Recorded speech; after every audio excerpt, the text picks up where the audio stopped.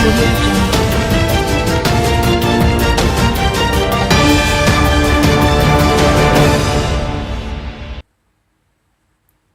నెల్లూరు జిల్లా నాయుడుపేటలోని పలు కూడలి ప్రాంతాలలో అర్బన్ సిఐ బాబీ ఆధ్వర్యంలో వాహనాల తనిఖీలు నిర్వహించారు. వాహనాలకు సంబంధించిన పత్రాలతో పాటు లైసెన్సులు లేని పలువురు వాహనదారులకు జరిమానాలు విధించారు. ఈ సందర్భంగా సిఐ బాబీ మాట్లాడుతూ వాహనదారులు తప్పకుండా నిబంధనలు పాటించాలన్నారు. వాహనాన్ని నడిపే సమయంలో తప్పనిసరిగా వాహనానికి సంబంధించిన పత్రాలతో పాటు లైసెన్సులు కలిగి ఉండాలన్నారు.